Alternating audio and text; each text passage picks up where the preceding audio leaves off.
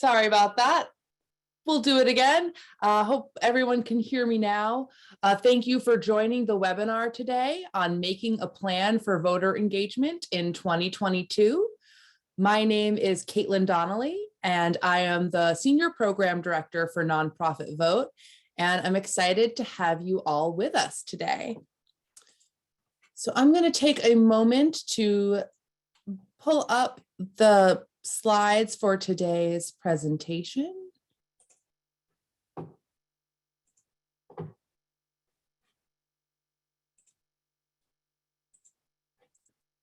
Okay.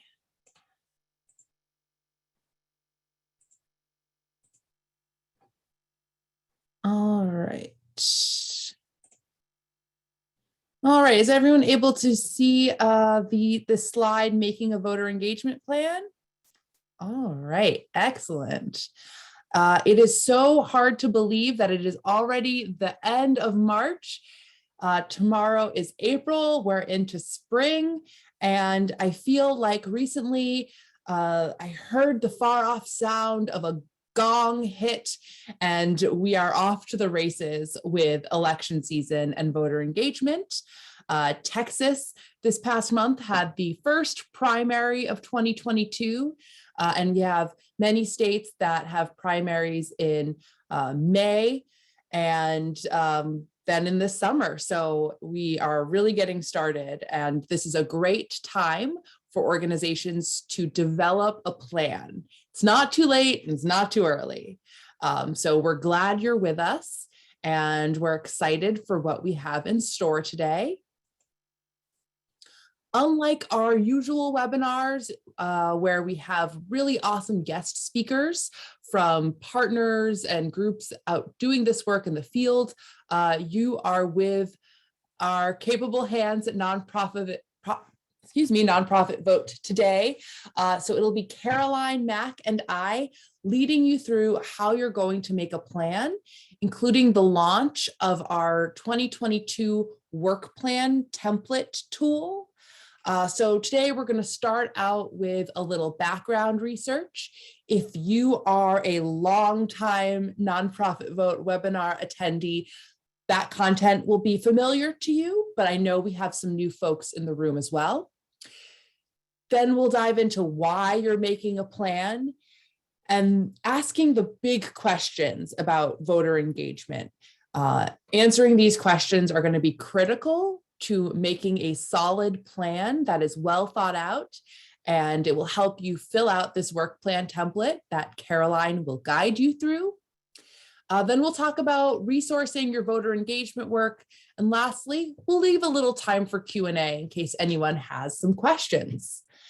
So keep an eye on the chat. The link for that work plan template will go in the chat once we get to that point. And we'll be addressing a lot of resources in this webinar. Those we will include links to in the follow-up email. There are so many resources that if we tried to send you the links in the chat today, you'd get overwhelmed and very distracted. So just hold tight. You'll get an email with all those links, and this presentation will also be sent to you, and the hyperlinks, you'll have hyperlinks for all the resources and things you need in that PDF. So just hold tight. I know we're impatient to get resources in our hands, but they are coming.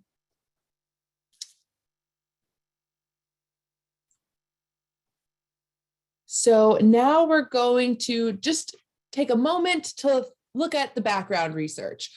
Right now, I know everyone in this room, if you signed up for this webinar, you must think voter engagement is important, but let's make sure we have some good framing for why this is so important and nonprofits should be doing voter engagement in the first place. So first of all, if you were in our webinar earlier this month, you'll know that 20% of nonprofits nationally are already engaging voters, either occasionally, frequently, or almost all of the time. And when we look at nonprofits that serve underrepresented communities, we see that number shoot up to about a third. So we have this graph here from our America's Nonprofits Get Out the Vote report. that we released about a month ago. And you'll see that in the purple, we have nonprofits that are primarily serving Black communities, Hispanic communities, and low-income communities. And in the white bars, those are nonprofits where these communities are not a group of focus. So clearly, the nonprofits that are serving these underrepresented communities are outperforming the sector average. So we have 35% for those nonprofits serving the Black communities, and 29% serving low-income communities. So we know that the nonprofits more accountable to these communities are already engaging. And for nonprofits that maybe don't focus specifically on these communities, this can be a call to action to catch up with your peers. We know that voter engagement is a strength of nonprofits in terms of who they're reaching and the impact that they have. So looking at some data from our Nonprofit Power Report released in 2021 and looking at our 2020 Fields program, we saw that voters engaged by nonprofits are more likely to be younger, lower income, and people of color. We also know that the voters engaged by these nonprofits had higher turnout rates compared to similar voters with similar demographics. And we saw the biggest boosts for the voters that are most underrepresented and historically have those biggest turnout and participation gaps. So on these little infographics here, we looked specifically at low-income voters. Nonprofits were more than twice as likely to be engaging low-income voters compared to the share of registered voters in their state. So those low-income voters were overrepresented in terms of who was reached by the nonprofits. And those low-income voters saw a 7 percentage point boost in turnout over comparable voters. And we know that that number tends to be bigger in years like midterm years and local election years. The impact of nonprofit engagement gets even higher in those years where its elections are a little lower salience, lower profile. Lastly, I want to talk about policy. We did a webinar in February where we touched on policy and redistricting and a lot of changes that have happened since 2020. Policy matters, but it isn't everything. So it might be hard to see on this graph, but to see, who's labeled where. But if we look over here, we see Minnesota, and they have the highest percentage of voter turnout by state. They're closing in on 80% in 2020. And that was the highest percentage.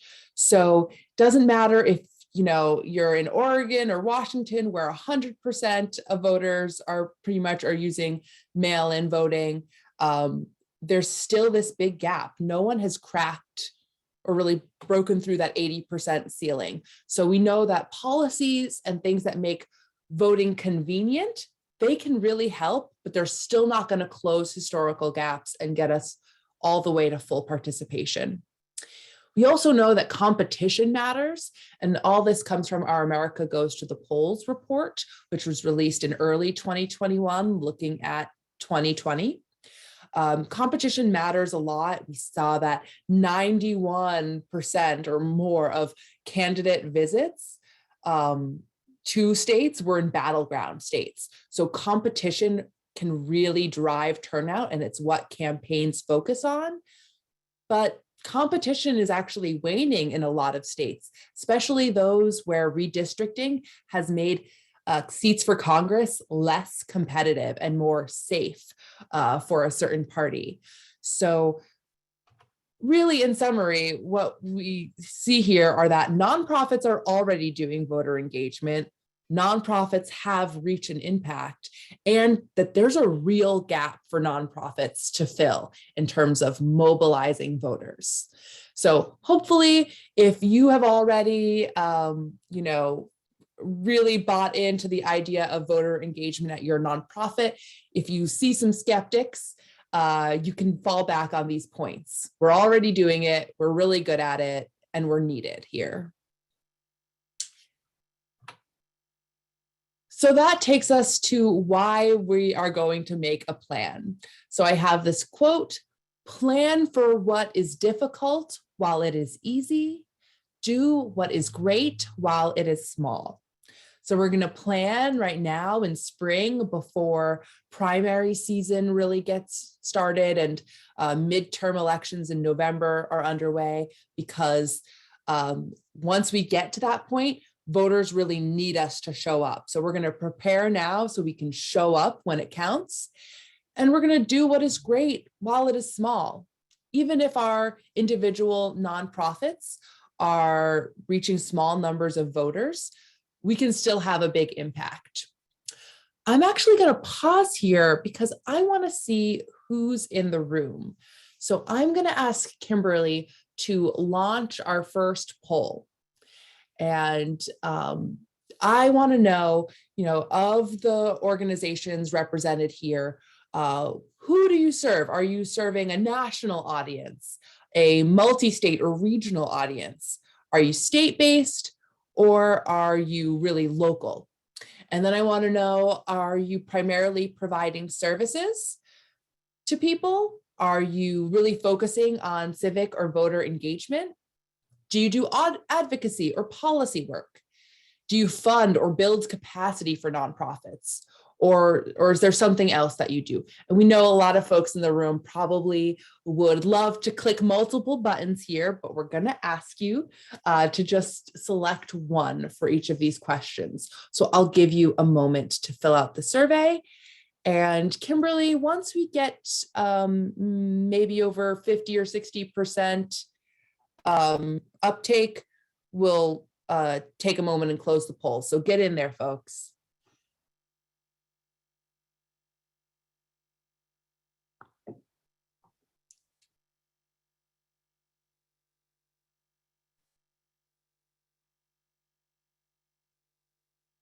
All right, great. So we see a lot of local-based organizations. Over half of the folks in the room identify as local organizations. A quarter of you are statewide, and we also have some national and regional representation. And we have a lot of folks providing services, a ton of our civic and voter engagement friends, and a fair number of advocacy and policy organizations. All right, great. So no matter who you are, it's a good idea to plan. And the reason is plans really pay off in the long term. If you make a plan now, you'll be setting goals and you'll be able to track your progress. You'll have clear timelines and really be able to start early. You'll identify those key players and get buy-in, and you can gather materials and plan training. Now, you may not be ready exactly today to completely fill out our work plan template. That's okay. You'll have time. We have a save and return option on that. But you should be thinking over the next month or so really about putting this plan into place, because without a plan, there's no way to evaluate success. You're likely to fall behind and start too late. You might end up being sort of the only person holding on to this idea of doing voter engagement. The key team members that you want to leverage or involve might not get what you're doing or why, and you might not have enough help. And lastly, we don't want you to end up under-resourced and confused about what you're doing. So please, please make a plan. So there are some big questions that you should be asking when you make this plan. And our work plan template is going to cover some of them. The first one, though, is really your homework, especially for those organizations who are not civic and voter engagement organizations who have probably answered this question. you really want to think about your why. So why is your organization motivated to engage voters? Why is it worth it for your organization to invest time and resources into voting? So maybe at your next staff meeting, or you'll have a team huddle, and you can really ask and dive into some of these questions. How is voter engagement going to advance your mission? Maybe it's because it will benefit the voters you serve, and you're really focused on their outcomes.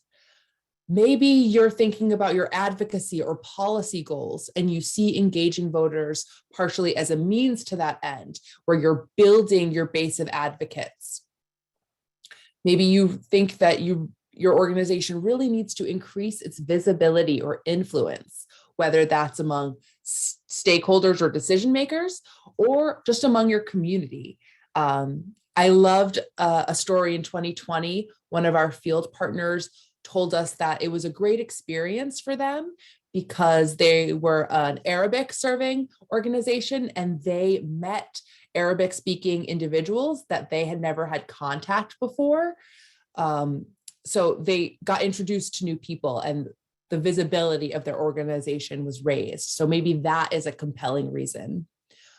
Or this is a callback to our great presenters from our last webinar on the America's Nonprofits Get Out the Vote report. I can't remember if it was Jan or Erica, but I think they both really spoke to, is this a matter of equity and accountability? Do you need to be showing up as assisting voters and providing this information as a way to be accountable to those communities and individuals you serve? I really want you to spend time defining your why and getting that really clear and succinct. Just like you have a mission statement, a vision statement, you should have your why for engaging voters, because that's what you're always going to fall back on when you need to build buy-in and confidence among your organization's leadership or board, among the staff that you really need to buy into and provide this voter assistance, among supporters, including funders or donors, and of course, for the voters you serve. So if they ask you, well, why are you asking me about voting or voter registration? You're going to have that clear answer that you can always fall back to. So Nonprofit Vote cannot define this for you. We cannot do this piece of work for you, but hopefully this framing will help you really dig into those conversations at your organization. The next question is the what. What are you doing? So what types of information or assistance do you want to offer voters? And I want to start with that, the barriers you want to help them overcome. So, if we group them into three big buckets, we have registering voters, making sure that their registration is up to date. If they've moved, they need to re-register. If they've changed their name, or if it's been a long time since they last voted, just making sure that registration is up to date. There's educating voters. So that's everything from the types of voter ID they'll need to bring in order to cast the ballot, what the deadlines are for vote by mail applications, and what they might see on their ballot. What are those races? Even who are those candidates? And lastly, remind. We want to remind voters that the time is now. If early voting has begun, or that vote by mail application period has begun, we want to remind them that the election is happening and it's important, and that you're counting on them to turn out to vote. So there are other activities you can do as well that maybe don't fit neatly in these buckets, like engaging candidates, hosting a forum, or providing rides to the polls. But we put in our work plan template a nice list of a few different things to help you think through what kinds of activities or information you really want to share. And you can be providing information, which might be a little bit more of a, blasting things out, making sure it's visible in your organization through your communication channels. This might require less staff or capacity, or you could go the distance to really offer direct assistance, engaging voters one-to-one around their registration being up to date. Do they know where their polling place is? Have they made their plan to vote? Then there is when. So when do all these things happen? So you want to think about which elections you want to focus on, primaries or general elections, or maybe you have special elections in your state or locality. And what are your state dates and deadlines for registration, vote by mail, early voting? So we're going to help you out with this with some state fact sheets. Here is one from just a sliver of one from Georgia, where we have those dates listed out.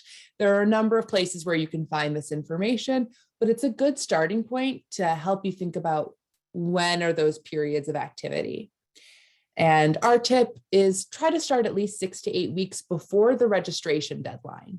And anticipate those first couple weeks might be a little clunky as you're getting it off the ground, as you're really getting used to this, and as voters are getting used to hearing this information from you. Possibly the most important is the where and the who. So we really want you to think about the individuals, the voters that you are going to have the most influence on. So if we look at this sort of like sphere of influence, your organization probably has the most sway with the staff and your really committed volunteers. So those individuals who are engaging with you on a very regular, day-to-day, sometimes basis. These folks are a small group of people, but don't forget them. They may need that support and nudge to actually be voting. Then you want to really look at the clients and people that you serve. So voters who receive services or attend your programs or your workshops. Those folks that already have a relationship with you, already know who your organization is and has some trust with you. Those people are going to, respond to your requests and your asks to engage around voting. Lastly, we have the broader community.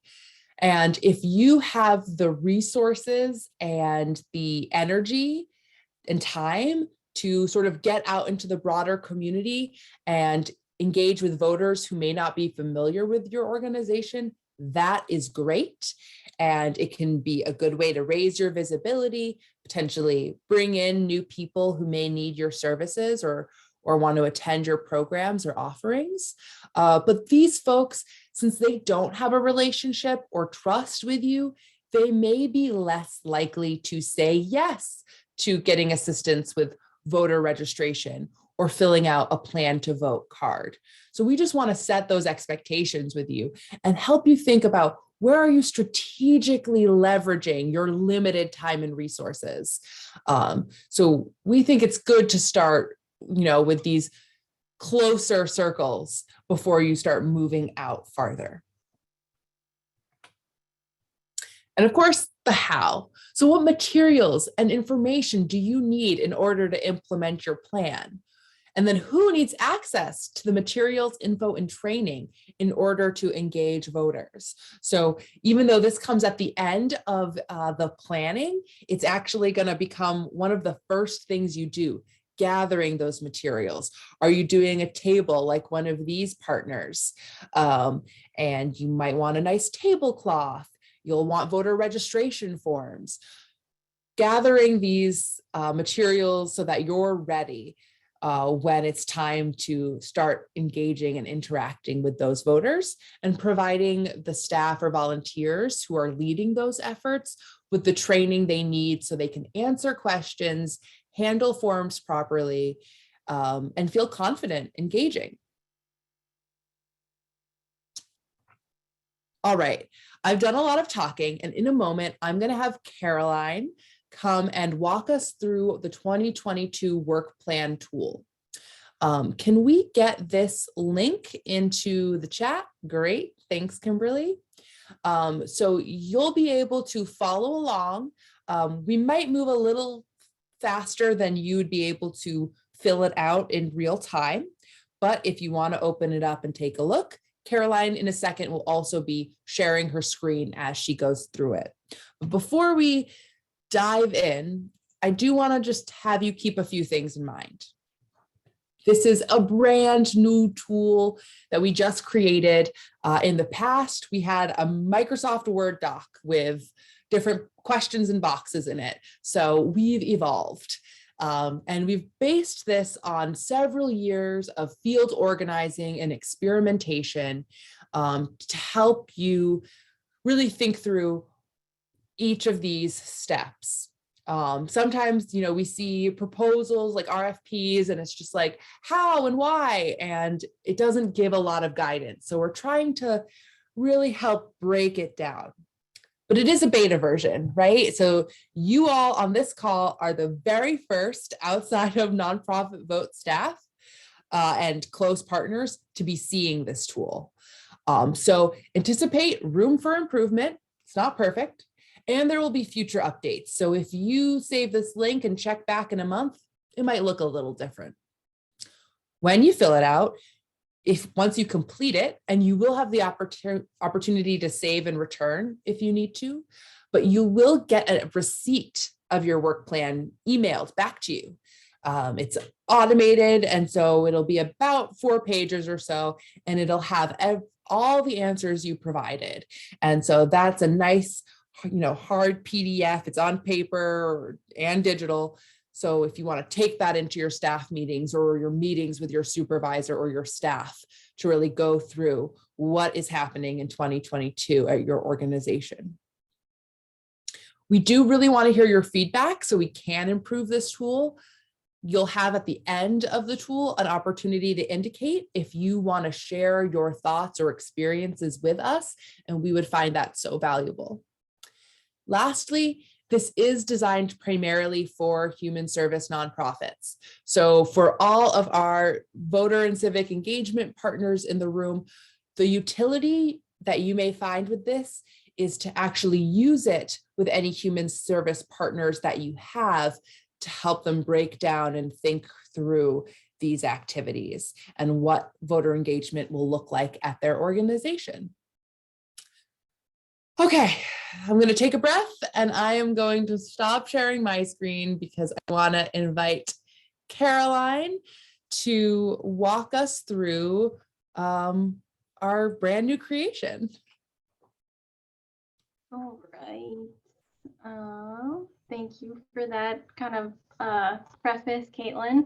So we definitely are still working out the bugs in this, but we're excited to show you kind of all the thought that's been put into it. And you will get a kind of nifty little summary at the end of this at around 3 o'clock. So if you open the link and you fill it out at 3, it'll send you your receipt.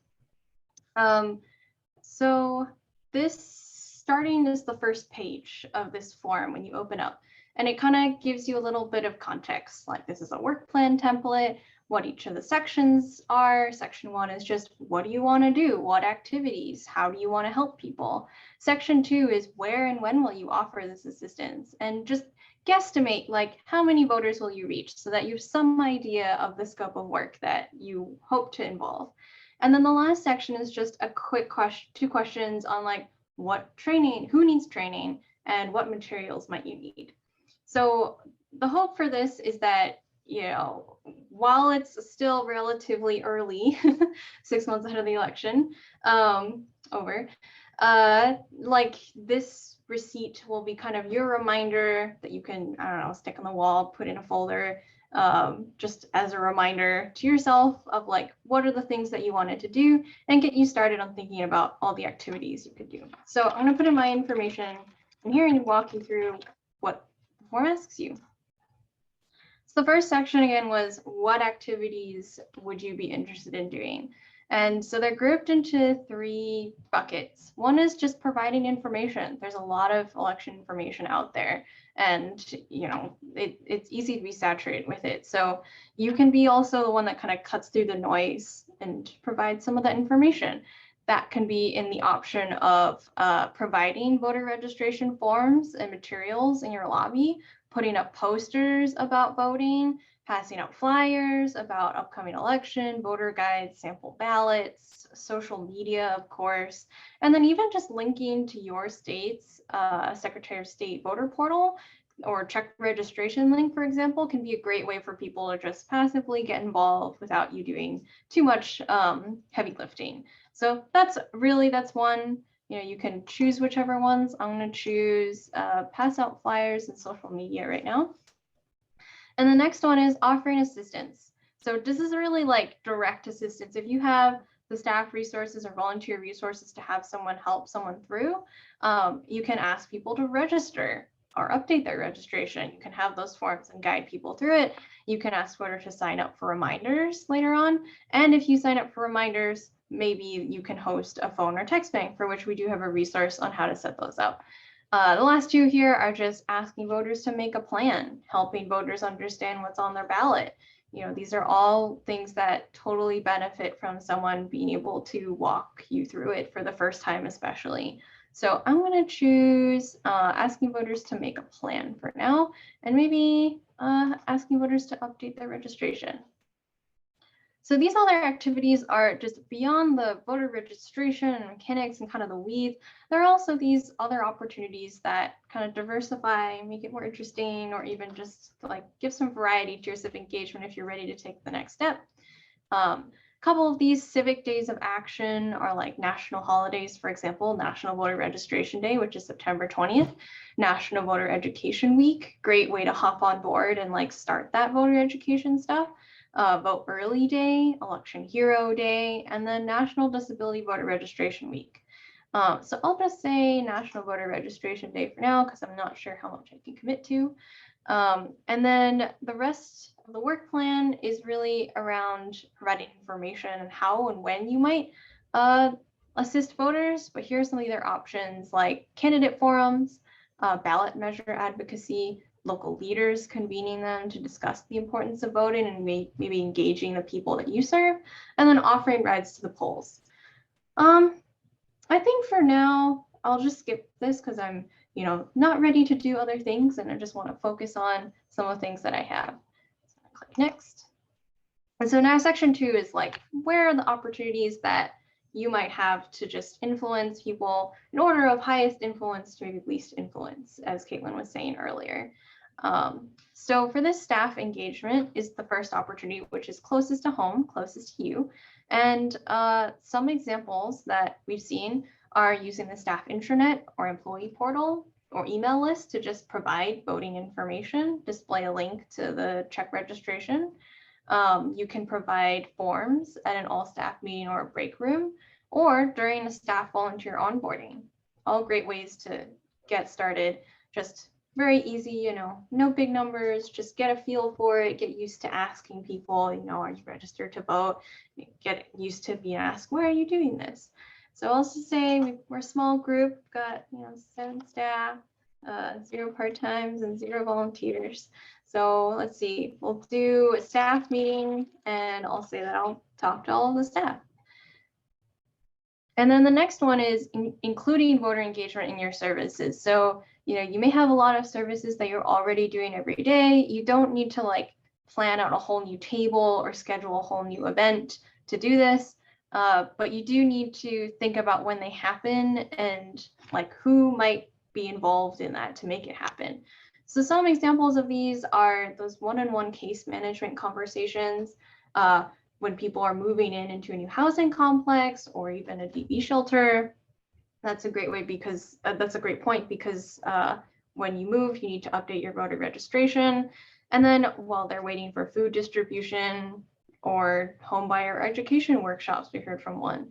So let's say I'm just going to do a small home education workshop that happens once a year, and about 20 people kind of attend. And so this last question is for you to just keep in mind that a person must be a citizen and turn 18 by election day in order to vote. And so if you do serve a lot of people that are not eligible, even if you're serving or having engaging 20 people in this workshop, if half of them are not citizens, that will probably impact the number of registrations that you're ultimately kind of able to realistically do for now.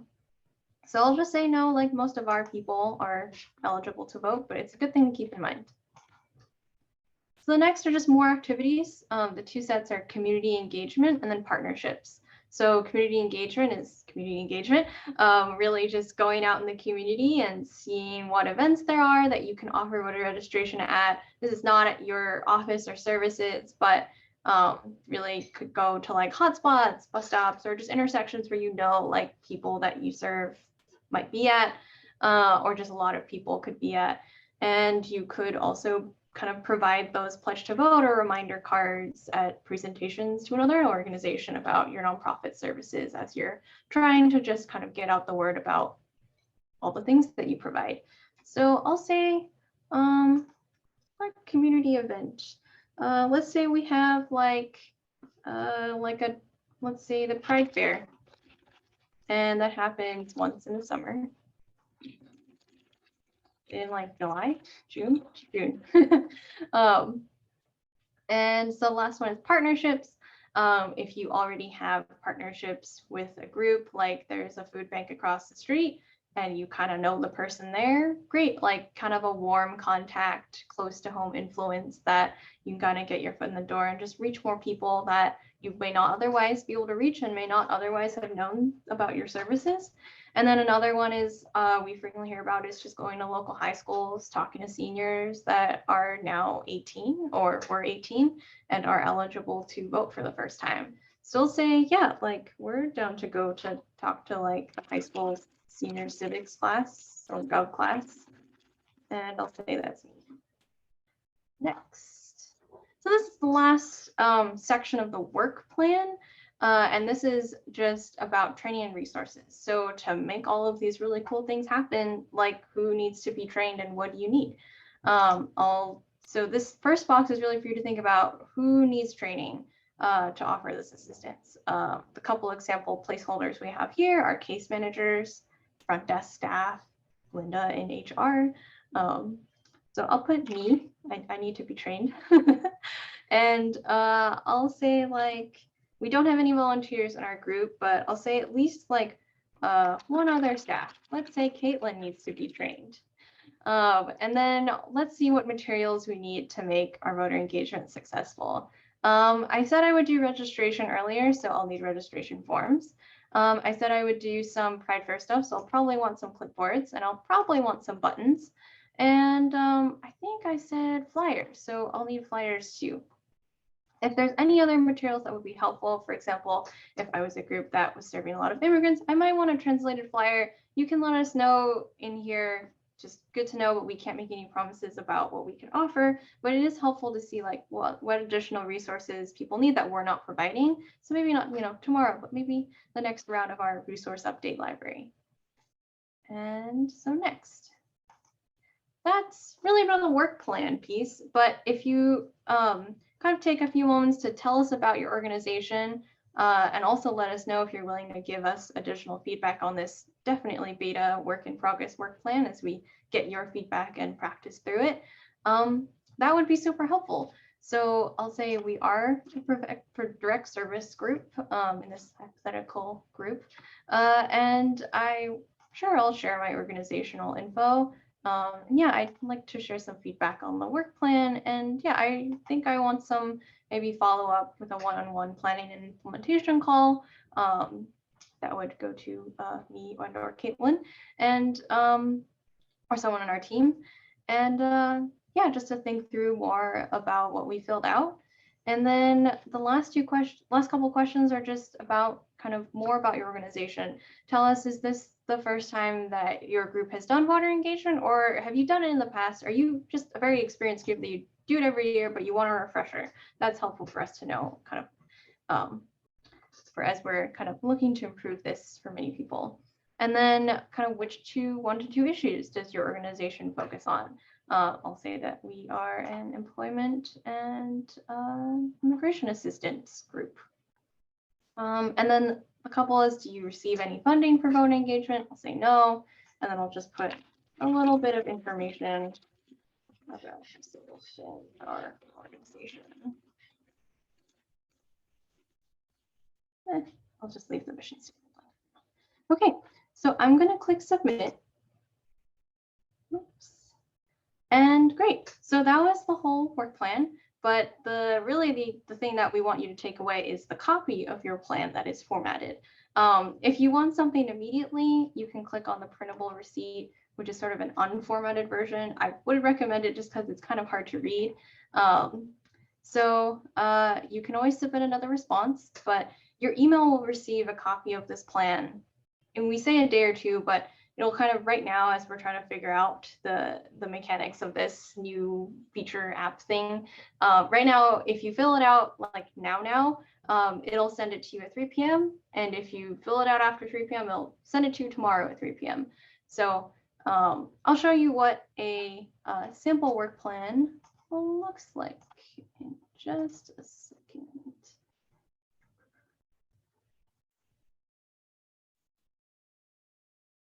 Pulled this up earlier. Sorry, guys. All right. Okay. So this isn't the one that I just filled out, but this is a sample work plan, and I kind of opened it up in my email. I'll zoom in for everyone. So it just mirrors the questions that we had just shown you and were on the form.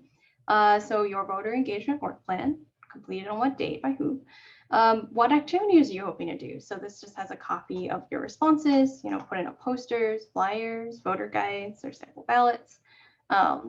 If you wanted to offer assistance, registering, signing up for GeoTV, making a plan, these are all there. Civic days of action, nonpartisan activities. So all of these will just be in this kind of page PDF formatted doc that you can refer back to. And then if I scroll down, see kind of a awkward formatting thing I'm still working on, but the people that total number of people that I said I would total reach was 30. And then based on the answer that I put earlier, I've just put a note of reminder. If you do have most of your people eligible to vote, great. If not, just note that. And then if there were any staff opportunities, they'd be in this box below. If you had any service opportunities, they'd also be in the below. And then if there were community events, they would also be here. And then the last page is just who needs training and what supplies do you need. So this is the list of kind of people who need training. And then this is the materials that I would want to get. And this is the follow-up that you would receive from us if you checked them. So in a minute, I'll receive the actual one that I just filled out in front of you. And I think I'll try to pop that in the chat so you guys can kind of open it up, take a look at it more, give us your feedback now if you have any, and we'll do our best to kind of make it happen. So I will stop sharing, but Caitlin, is there anything else that I can help walk people through? I think that's good for now. Thank you for showing us how the tool works and what folks will get back in terms of the receipt. I did see someone in the chat say that they'll need more than 3 blanks for the service. Yes. We were trying to help people. We didn't want to overwhelm people with like a bunch of fields, but yeah, maybe we could add a couple more. Yeah, we can definitely add a couple more, but feel free to fill it out multiple times if you want. But yeah. Great. So we do have a few questions that I want to answer in a moment, but I also just want to get through a couple more slides so that we can talk about some of the resources that you'll need. We kept mentioning like, oh, you're gonna need this resource and that resource, and don't worry, we have a lot of them. Not all of them, but we've got quite a few. Okay.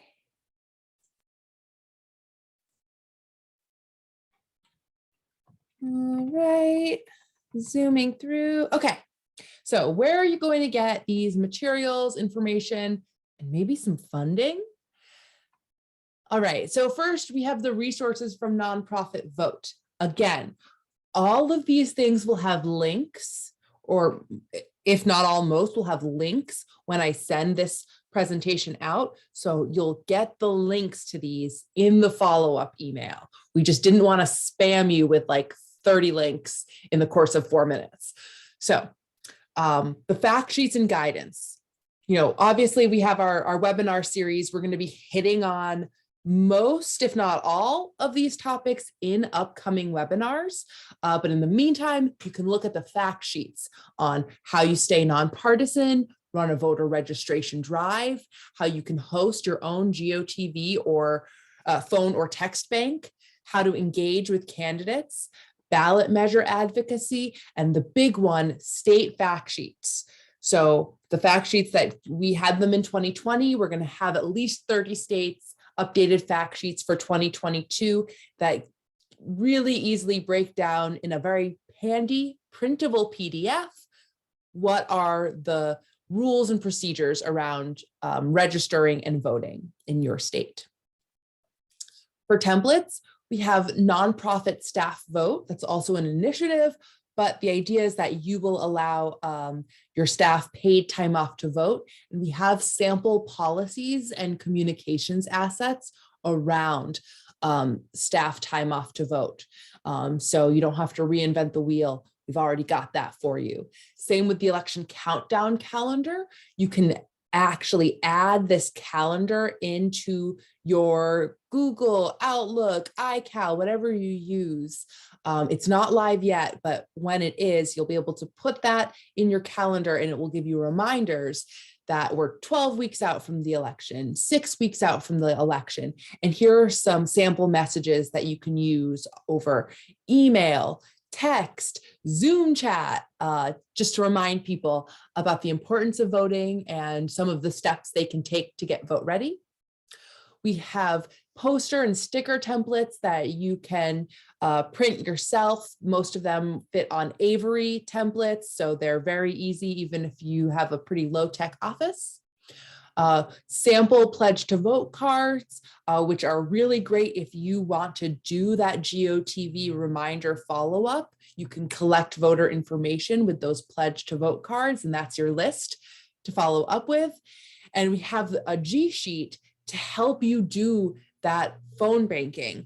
There are great platforms like ThruTalk and ThruText and Hustle, but if you don't want to engage with another new piece of tech, we've got it on G Sheet, which you're probably all pretty familiar with. We have great partners who have a lot of resources. So Boulder Advocacy really focuses on nonpartisanship and what nonprofits are allowed to do within IRS guidelines. And I always recommend their technical assistance email and hotline. And they're really prompt about getting back to you. The Right Question Institute has a beautiful Why Vote tool that is really unique in the way it has voters think through what are their questions about voting and why does voting matter to them.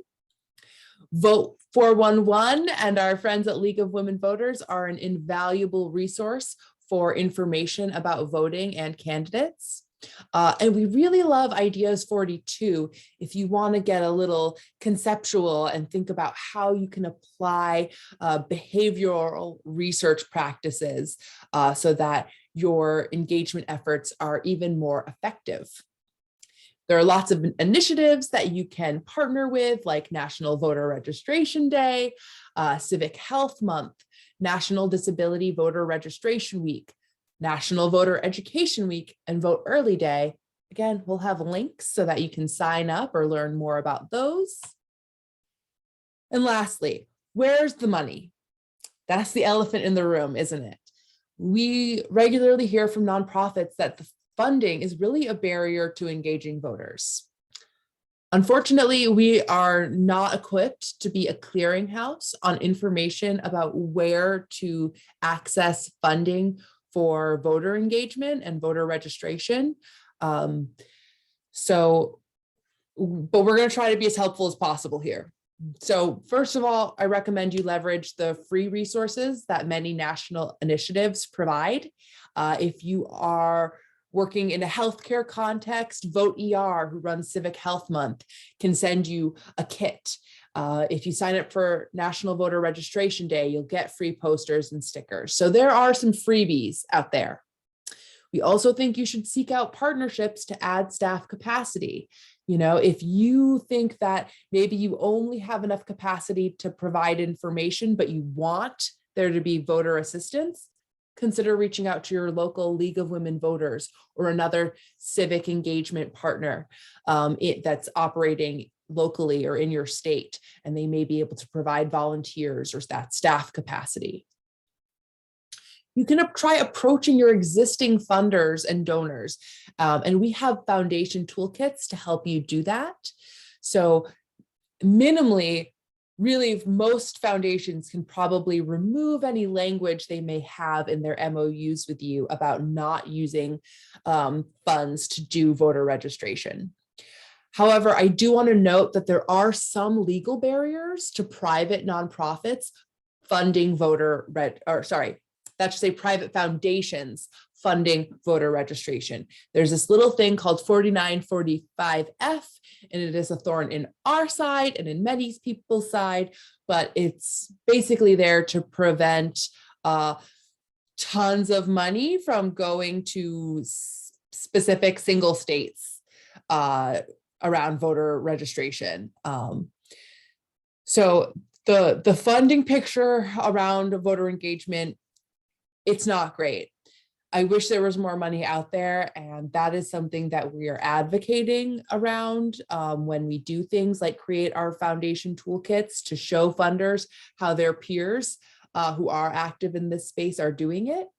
And we really appreciate the funders and foundations that are very supportive of this work.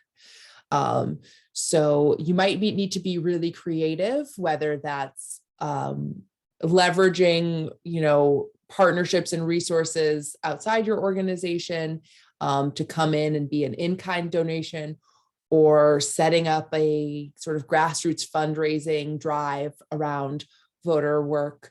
It is hard. We want to help you around this. So we can't give you a list of grant opportunities. We don't have that. If we did, we'd share it. But if you want to reach out to us to think about how you're putting together your funding pitch, that's something that we'd be happy to try to help you out with. So I want to take the last couple of minutes and answer any questions. I will leave this slide up for the moment though, because we appreciate you, and my email and Caroline's emails are listed here if you have really specific questions around the template that we don't get to. Okay. So we have a question about a calendar format that groups use to track voter engagement activities, important dates, etc. That is a great tool that maybe Nonprofit Vote can look into building in the future. Right now, I don't know of any tool like that, but if somebody else does, please throw it in the chat and I will shout it out. Do we have templates of voter guides and sample ballots? So for most sample ballots, I really recommend you just use your state election resources. Call your state election board, or you'll likely find it online. And the nice thing about that is it will look the same as the ballot voters will see on election day or get in the mail. And you don't have to reproduce that formatting. In terms of voter guides, I'm going to see if I can include something that I saw from a League of Women Voters based in Virginia, where they did a beautiful pamphlet where they didn't focus so much on the candidates, but the races and why those races are important and the decisions that were being made. So that might be a good template for you. I'm getting some questions about, when can we fill this out?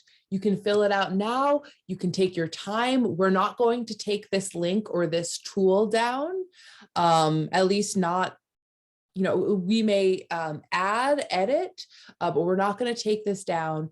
If you need to save and return later, you'll just need to give your email there. You can also fill it out multiple times. And so if you are thinking of walking through a partner on this tool, and you say, oh, we have this great, human service provider partner, we want them to think through this, but we don't want to send them this link, you can sort of on the phone with them, or maybe when you meet, fill it out together, and you can fill it out as many times as you want. There's no limit there. Got a great question about constructing a budget. That is maybe another tool that we should look at. Some materials should be free. You should be able to find some national initiatives that will provide you things like posters and stickers. And in almost every state, your state elections board or Department of Elections will be able to provide you with voter registration forms. So you don't necessarily have to print those on your own.